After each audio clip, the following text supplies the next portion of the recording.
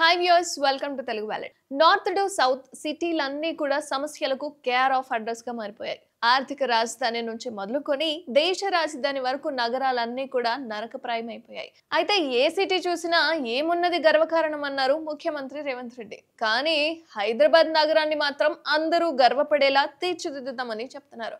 అయితే ప్రపంచ దేశాలు భాగ్యనగరం వైపు చూసేలా అంతర్జాతీయ నగరంగా మారుస్తామని చెప్పారు. అయితే ఇంతకు ప్రభుత్వం యాక్షన్ ప్లాన్ ఏంటి?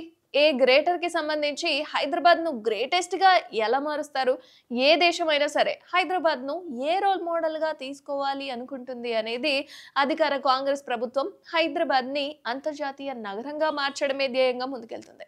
అయితే అందులో భాగంగానే Hyderabad city innovative and transformative infrastructure ప్రాజెక్టులో భాగంగా పలు ఫ్లైఓవర్ల నిర్మాణాలు కానీ రోడ్ల విస్తరణకు సంబంధించి ప్రభుత్వం భారీగా నిధులైతే కేటాయించిందండోయ్. అయితే 5,942 కోట్ల రూపాయల నిధులకు పరిపాలన అనుమతులిస్తూ పురపాలక శాఖ ఉత్తర్వులు కూడా జారీ చేసింది.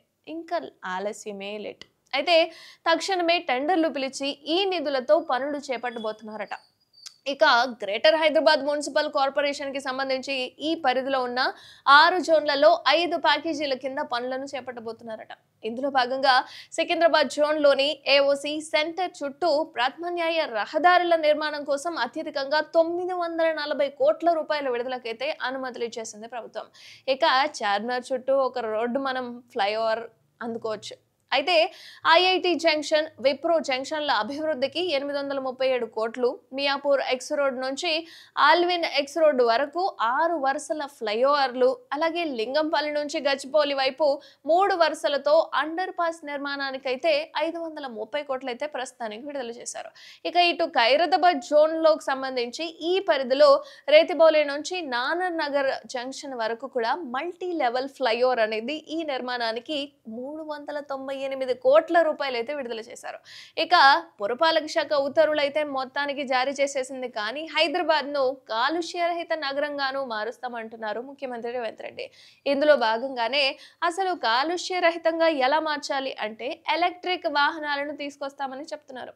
ఇక ప్రభుత్వం నగరంలో తిరుగుతున్న డీజిల్ బస్సులు కానీ ఆటోలను కానీ ఔటర్ రింగ్ రోడ్ అవతలకి పరిమితం చేస్తామని చెప్తున్నారు. ఓన్లీ రింగ్ రోడ్ లో మాత్రమే ఈ పొల్యూషన్ వాహనాలు ఏవైతే ఉన్నాయో అవి రన్ అవుతాయి అన్నమాట. ఇక ఎలక్ట్రిక్ బస్సులను అందుబాటులోకి తీసుకొచ్చిన తర్వాత మనకు అంత పొల్యూషన్ అవసరం లేదు. ఇక మరికొన్ని సంవత్సరాల్లో నయా హైదరాబాద్ ను చూస్తామంటున్నారు సీఎం రేవంత్ రెడ్డి. ఇక అన్ని విధాలా కూడా అభివృద్ధి చేస్తూ ప్రపంచ దేశాలన్నీ కూడా హైదరాబాద్ వైపు చూసేలా చేస్తామని చెప్తున్నారు. ఇక మాట వరకైతే ప్రారంభం అయిపోయింది, కానీ పనులు స్టార్ట్ అయిన తర్వాత హైదరాబాద్ అభివృద్ధి ఇంకా ఎదిగిపోయేలా కనిపిస్తోంది. మరి మీరేమనుకుంటున్నారు? కామెంట్ రూపంలో తెలియజేయండి.